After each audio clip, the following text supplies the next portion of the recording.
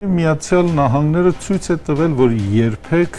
վստահելի բանակցող չի։ Վերջնական խաղաղության մասին դեռևս կամ կայունության մասին խոսելը դեռևս վաղ է։ Միացյալ Նահանգները գնում են նրան, որպեսզի տեսնի, թե Իրանի եւ իր դաշնակիցների Իրան-Չինաստան, Իրան-Ռուսաստան հարաբերությունները ինչպես է կարող քայքայել։ Այսպիսի ժամանակաշրջաններում, երբ կայսրությունները փլզվում են եւ նոր համակարգեր է ստեղծվում, պատերազմները անխուսափելի են։ Բարեկամներ, ողջունում եմ ձեզ։ Ես վերադարձել եմ Երևան, Իրանից երկար ճամփորդությունից, շրջագայությունից, այսինքն աշխատանքային գործողումից հետո, եւ այսօր բնական է պատահական չէ, որ խոսելու ենք հենց Իրանից, եւ այսօր էլ երևի պատահական չէ, որ իմ հյուրը Վազգեն Պետրոսյանն է։ Վազգեն ջան, ողջունում եմ։ Ողջույններս։ Վազգենը Հայաստանի ժողովրդական շարժում հասարակական կազմակերպության համակարգողն է, թուրքագետ եւ կարծեմ, որ փայլուն գիտակներից մեկը Իրանի, այնպես որ Վազգեն ջան կլսեմ քո մեկնաբանությունները։ Ես ուղղակի մի քանի բառով ասեմ, որ այն ինչ որ ես տեսա Իրանում, իսկ ես եղա բավականին շատ վայրերում, Հորմուզի նեղուց, Մինաբի քաղաքի այդ դպրոցի հետ կապված, որը ռմբակոծվել, հրթիռակոծվել էր, եւ էլի շատ տեղեր Թեհրանում այդ փլուզված շենքերը ես տեսա, այդ թվում եւ հիվանդանոցը, որտեղ փորձում էին այդ նոր հոգեոր առաջնորդին ըստեյության, ինչպես ուղարկավորեն իրեն։ Չէ, երբ եղավ հոգեոր առաջնորդին տեղ արդեն փոխարինողը նրան էլ վիրավորվեց եւ հիվանդանոց տեղափոխվեցին, նորից գնդակոծել են հիվանդանոցը։ Միակ բանը, որ ուղղակի կասեմ, իհարկե խոսքը տալով քեզ, որ այն ինչ որ ներկայացվում է հիմնականում մեդիայում, մեծ առումով չի համապատասխանում իրականությանը։ Նկատի ունեմ այն, որ հիմնականում ներկայացում են, որ Իրանը այլևս Ես էլ անգամ այստեղ դեսպանի հետ զրույցի ժամանակ ասացի, որ հարց տվեցի, արդյոք ձեր ռազմավարական ներուժը ամբողջությամբ ըստ մեդիայի ամբողջությամբ ոչնչացված է։ Իհարկե կան որ մարդիկ այնտեղ գիտեմ աղքատության մեջ են կամ մարդիկ այնտեղ բոլորը դուրս են կառավարության դեմ են դուրս գալիս եւ այլն։ Այս ամենը մեղմ ասած չի համապատասխանում իրականությանը։ Լավ, եթե դաշտը բաց եք թողնում իմ համար, թույլ տվեք սկսենք Կիրակի օր Միացյալ Նահանգներ ստորագրած հուշագրից եւ գնանք դեպի առաջ։ Այո։ Այդ հուշագրի մեջ իրենք նշել են, որ պետք է շարունակեն իրենց բանակցությունները եւ դրա արդյունքում 60-օրյա ժամկետի ընթացքում կան ընդհանուր համաձայնագիր ինչ որ մի բան ստորագրելու համար։ Ոչ մեկը չի հստակեցնում, թե ինչ են ուզում ստորագրեն։ Քանի որ բավականին բարդ է նմանատիպ բանը կազմելու համար, քանի որ Իրան-Միացյալ Նահանգներ հակամարտությունը հետ է վերադառնում դեռևս երկրորդ աշխարհամարտի ժամանակահատվածը, երբ որ Միացյալ Նահանգների զորքերը գրավեցին Իրանի հարավը եւ այնտեղ անգլիական ուժերի հետ միասին տեղի ունեցավ սովահարություն։ Այդ սովահարության ժամանակ երկրորդ աշխարհամարտի Իրանում սովից զոհվեցին ավելի քան 6 միլիոն մարդ եւ դրա մասին գրեթե չի խոսվում։ Այդ սովահարությունից հետո անգլիացիների Մեծ Բրիտանիայի միջամտությամբ Իրանի շահը Ռեզա շահը փոխվեց եւ իր փոխարեն եկավ իր տղան, որը բավականին անփորձ էր եւ փաստացի նաեւ Իրանի վերջին շահն էր։ Այդ 1960-ական թվականներին, երբ որ Իրանի այն ժամանակվա վարչապետը Մոսադեղը փորձեց նավթը ազգայնացնել, Միացյալ Նահանգների կողմից տեղի ունեցավ ռազմական հեղաշրջում եւ փորձ կատարվեց նավթի ազգայնացումը ոչնչացնել եւ հետ տանել British Petroleum-ի վերահսկողության տակ։ Դա էլ մարդիկ չեն մոռանում, քանի որ Մոսադեղը չափից ավել սիրված անձնավորություն էր Իրանի ժողովրդի մոտ։ Ինքը ուսուցիչ լինելով դարձել էր խորհրդանի պատգամավոր, ապա վարչապետ։ Դրանից հետո Իրանի ժողովուրդը չի մոռանում նաև 1960 մինչև 79 թվականը, երբ հեղափոխությունը տեղի ունեցավ, Միացյալ Նահանգների կողմից առարկացուցիչ պայմանագրերը, որը պարտադրվում էր Իրանի կառավարության վրա։ Իսկ հեղափոխությունից հետո, երբ որ դեռ հեղափոխությունը նոր ավարտվել էր, Միացյալ Նահանգները փորձեց շահի մնացորդ գեներալների միջոցով իրականացնել ռազմական հեղաշրջում, որը դա էլ արյունալի հետևանքներ ունեցավ։ Իսկ դրանից հետո արդեն Իրան-Իրաք պատերազմը, որը համաձայն փաստաթղթի, որը հրապարակվեց եւ Միացյալ Նահանգների կողմից եւ Իրանի կողմից գրավված Միացյալ Նահանգների դեսպանատնում գոյություն ունեցող փաստաթղթերը, Միացյալ Նահանգները շատ մեծ դերակատարում է ունեցել այդ պատերազմի մեջ, որտեղ որ ավելի քան 200,000 զոհ ունեցավ Իրանը եւ 8 տարի քայքայիչ պատերազմի մեջ էր։ Այսինքն, երբ որ մենք խոսում ենք Միացյալ Նահանգներ-Իրան հարաբերությունների մասին, մենք այստեղ ունենք մեկ անցյալ, որը Իրանի ժողովրդի պատմական հիշողության վրա բավականին բացասական ազդեցություն ունի։ Եվ այս բացասական ազդեցությունը մի պայմանագրով չի վերանա։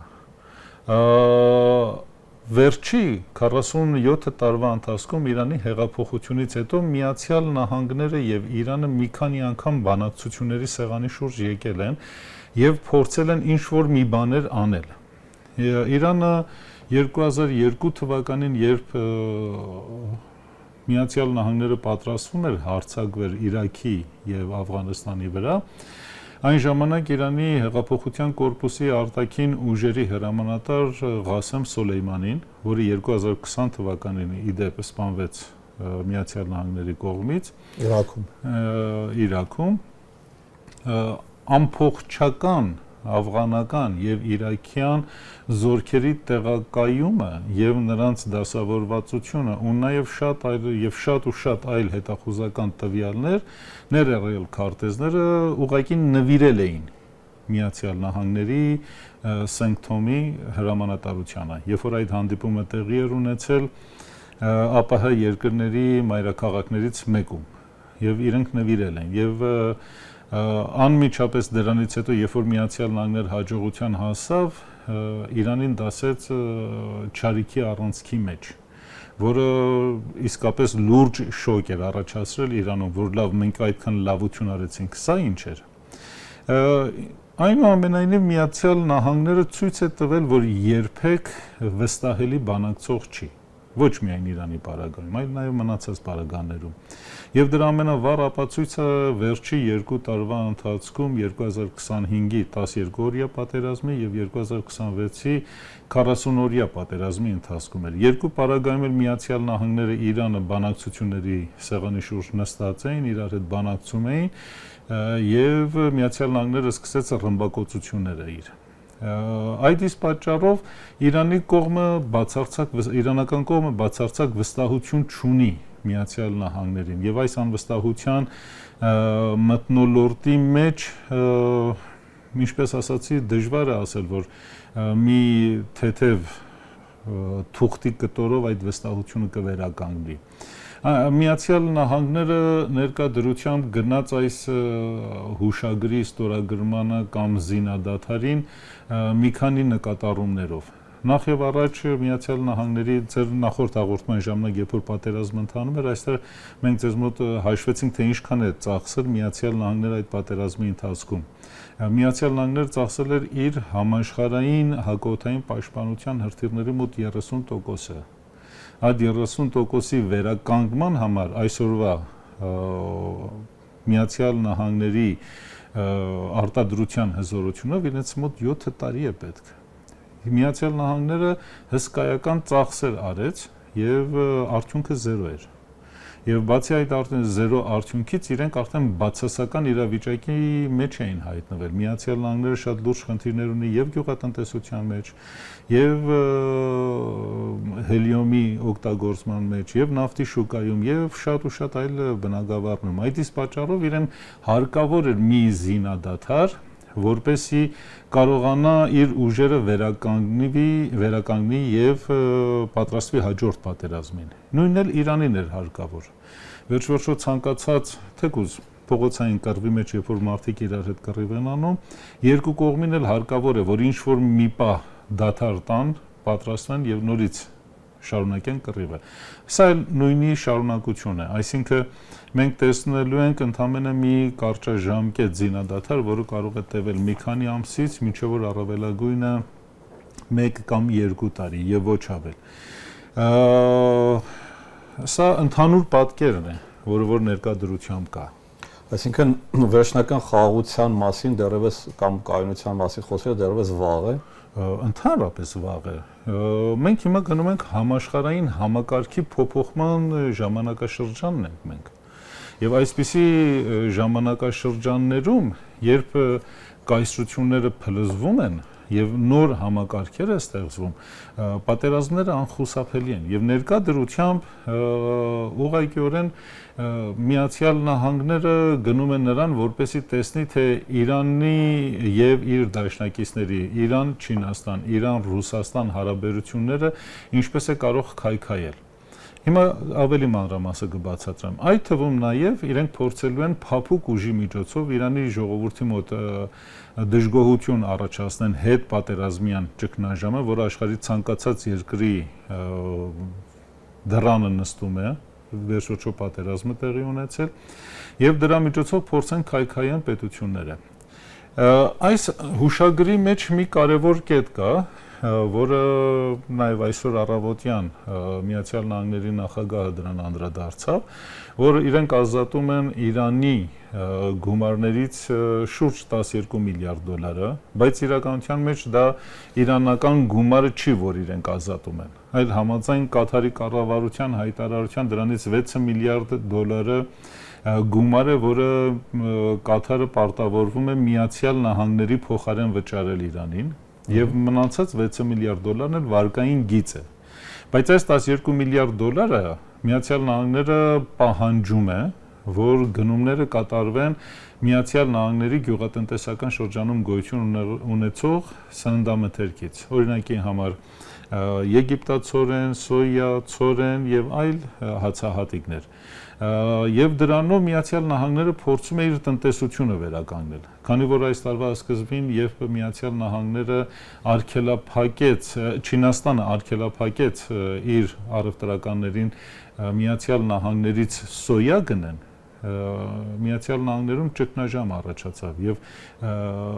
Չինաստանը, որը 10 տարեկան 13 միլիարդ դոլարի սոյա էր գնում Ամերիկայից, ինքը իր հայացքը նետեց դեպի Բրազիլիա, Արգենտինա եւ Հարավային Ամերիկա։ Եվ հիմա այդ արտադրանքը մնացել էր այդ մարդկանց ձեռքում։ Հիմա Միացյալ Նահանգները փորձում է դա, այսպես ասած, կանխիկացնել, նաղդել Իրանի վրա։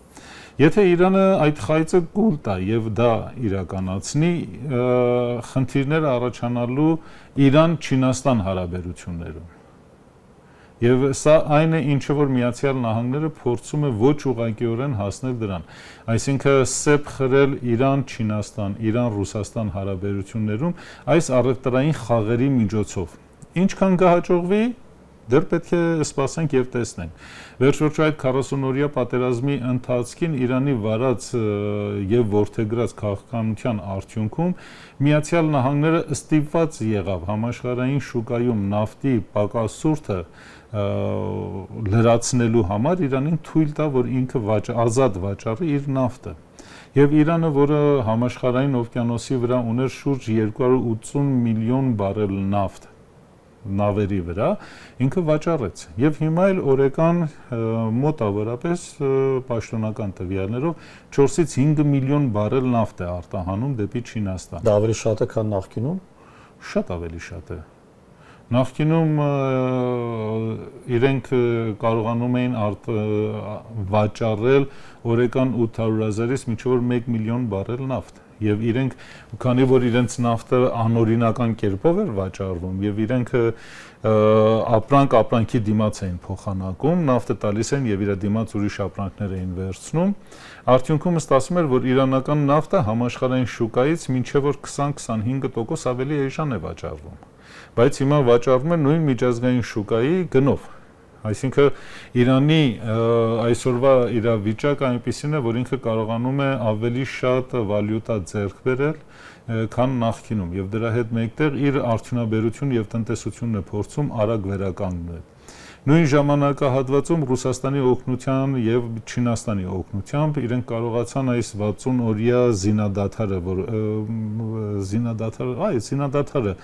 որը հաստատվել էր երկու երկրների միջև, շատ արագ վերականգնել իր հոբ համակարգը Իրանը։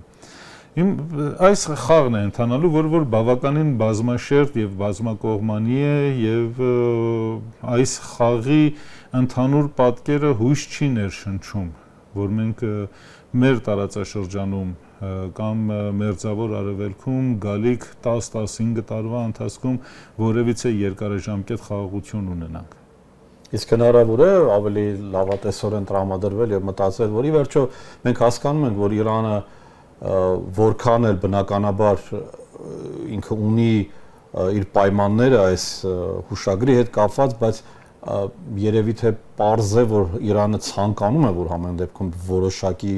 համաձայնություններ լինեն եւ ինքը շարունակի տնտեսությունը զարգացնել, պատժամիջոցներից դուրս գալի վերջո մի բան որ տեսանք Օբամայի ժամանակ, բայց նորից այդ գործարքը կարծեք թե չեղավ, բայց այդ ողջավորությունը ես հիշում եմ, որ Իրանում որ նորից արդեն պետք է անգամ Boeing-ներ, Airbus-ներ գնեն, այսինքն անմիջապես Իրանը մտնում էր այդ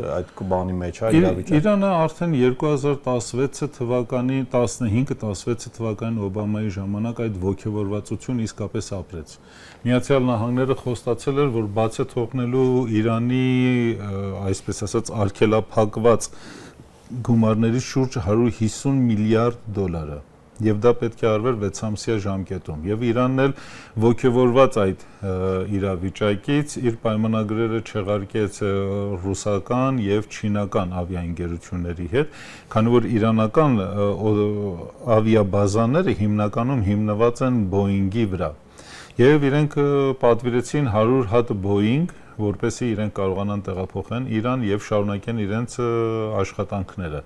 Բայց այդ ողջավորվածությունը շատ կարճ տևեց եւ այն ժամանակ էլ երբ որ վերլուծում էինք իրավիճակները, այն ժամանակ ձեր հեռուստատեսությունը չկար։ Բայց երբ որ մենք վերլուծում էինք, նույն ժամանակ էլ էի պնդում, որ այս համաձայնագիրը երկար չի կարող տևել եւ սա ընդհանրապես խայծ է, որպեսզի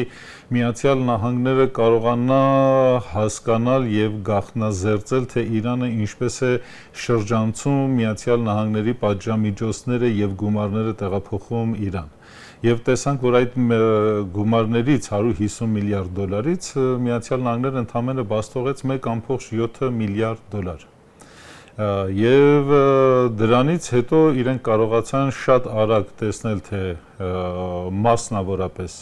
միջին արևելքում, մերձավոր արևելքում իրանցիները ինչպես են եւ որ մի խողովակների միջոցով,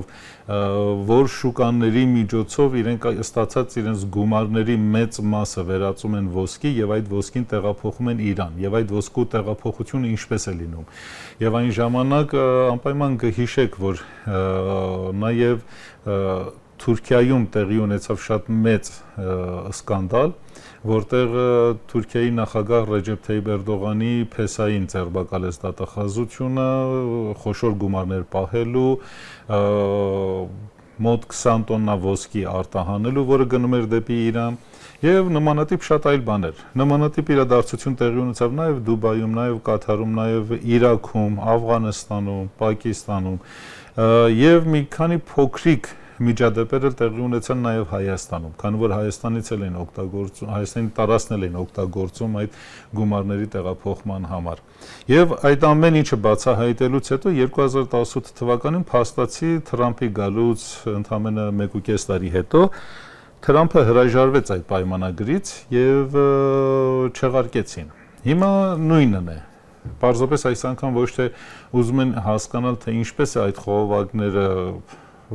տեղափոխվում գումարները իրար, այլ իրենք ավելի շատ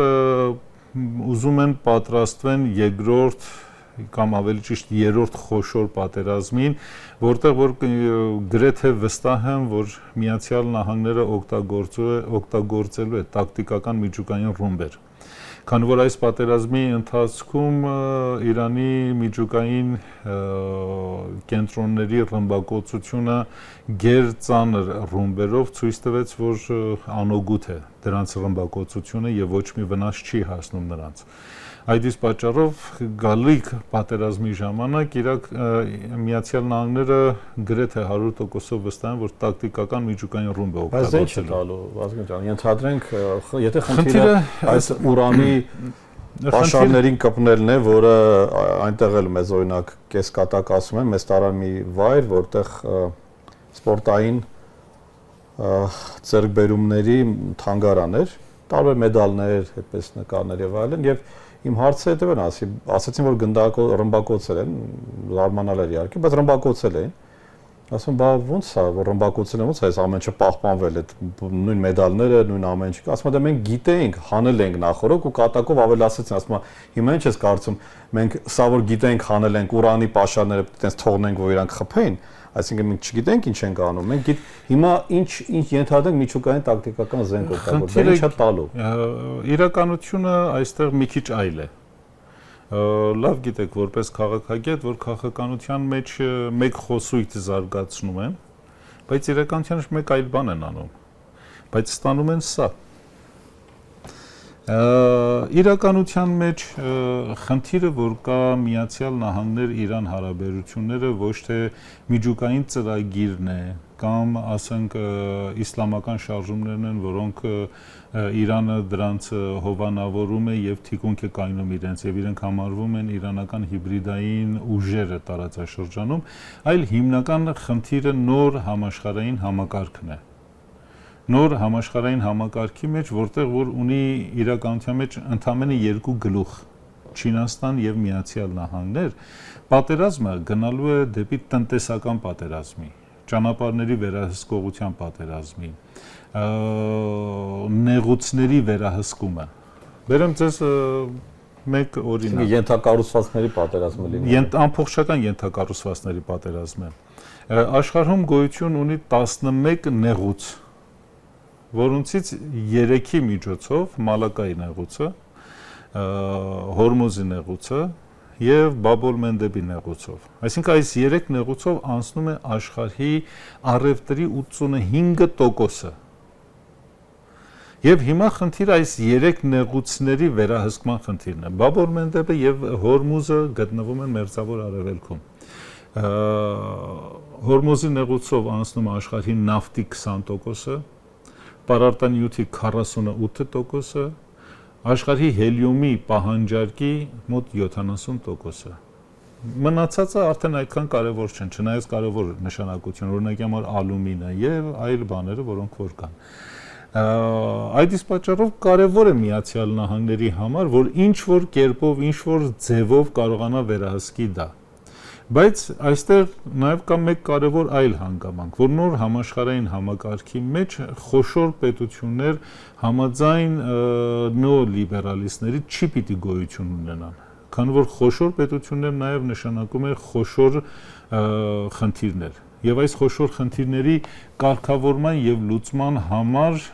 Իրան-Ամերիկա պատերազմը ցույց տվեց, որ նախկին մեթոդաբանությունը ընդհանրապես չի աշխատում։ Եվ դրանից բացի նաև ցույց տվեց, որ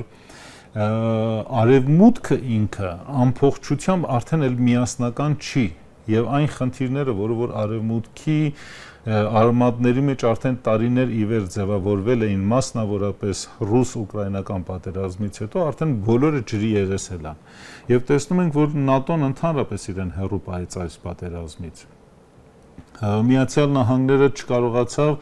գոնե շատ թեթև արաբական երկրներից ինչ որ մի միավորում, ինչ որ մի միություն կամ ինչ որ մի միասնական պատկեր ստեղծի եւ Միացյալ Նահանգները մնաց միայնակ եւ մինչեւ անգամ իր ռազմավարական դաշնակիցը Ճապոնիան, Ավստրալիան իրեն չօգնեցին։ Սա լուրջ խնդիր է արևմուտքի համար եւ այսպիսի իրավիճակի մեջ իրենք պիտի բոլոր խոշոր պետություններին տանեն դեպի քայքայման, բոլոր, եթե ուզում են իրենց գոյությունը պահպանեն։ Եթե չէ, իրենք լուրջ խնդիր են ունենալու ապագայում։ Եվ սա է հիմնական պատճառը։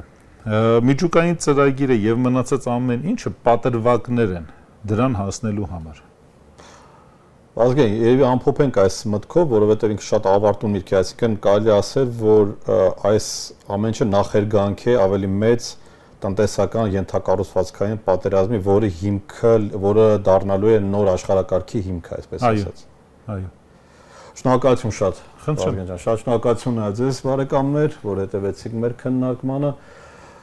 Շարունակեք հետևել, նաև այո հիշեցնեմ, որ դիտեք Եվրամեդիա 24-ի եթերում իմ ռեպորտաժները, որ ես վարում եի Իրանից, մոտավորապես 6 թե 7 տարբեր տեղերից, կարծում եմ, որ դրանք շատ հետաքրքիր են։ Շնորհակալություն եւ հաջողություն ձեզ։